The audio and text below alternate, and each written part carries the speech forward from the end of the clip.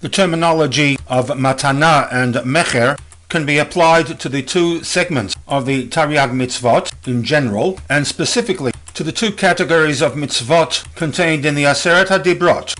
The application of these two terms to the Taryag mitzvot will also explain why 611 of the mitzvot were transmitted to the nation through Moshe Rabbeinu, whereas the set of two mitzvot, the first two of the Aseret HaDibrot, bypassed Moshe and were transmitted directly to the nation.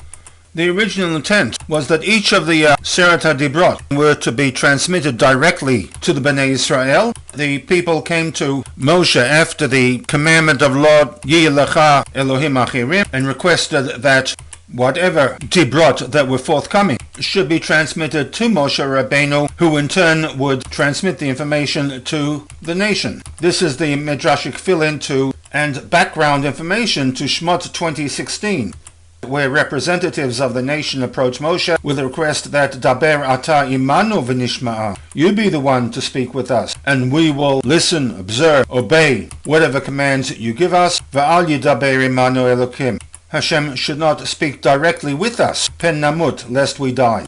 The core difference between the 611 mitzvot and the set of two lies in the fact that the 611 involve action. The people were to do something or refrain from doing something. Mitzvat aseh and mitzvat lo tas. Mitzvot such as tkiyat shofar, lulav, restriction involving malacha on Shabbat, matzah, marriage and divorce, etc. The details of each of these mitzvot, as a rule, are not specified in the Torah and require the intercession of a human being to explain the format that these actions were to take. Hence, from the very outset, there needed to be a learning process on the part of the recipients, beginning with Moshe Rabbeinu, which set the format of learning throughout all generations. In contrast, the first two of the Aseret HaDibrot involve belief, acceptance, and belief cannot be taught. It can be reinforced through knowledge, through awareness, through meditation, but one either has belief or does not have belief. And therefore the commands relating to belief and acceptance of HaKadosh Baruch Hu, to the exclusion of all other forces, needed to come directly from HaKadosh Baruch Hu, because true belief exists in the realm of Lama'ala Mitam V'Da'at, cannot be proven, cannot be explained, and hence true belief, as opposed to a social identity type of belief, only comes as a matana. Hence the distinction within the Aseret HaDibrot.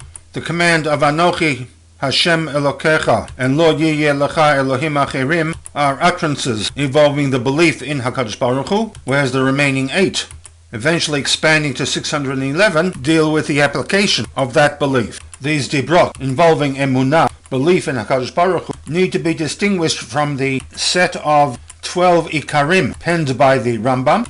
While they are termed beliefs and hence statements of dogma within Yahadut, they are in actuality principles of belief, not of Emunah, but of Judaism as a whole, of which only the first or possibly the second of the Rambam's Ikarim could be aligned with the first two of the Aseret HaDibrot. It also should be noted that while there is no disagreement from any reputable authority regarding the validity and centrality of the Aseret HaDibrot, and specifically the first two commandments regarding HaKadosh Baruch Hu, many Rishonim took issue with the Rambam as to the validity of many of his Ikarim. For this reason, there is a divergence of opinion as to whether the Animamims, or for that matter the Yigdal, both based upon the Ikarim of the Rambam, is to be included into the Seder HaTfilah.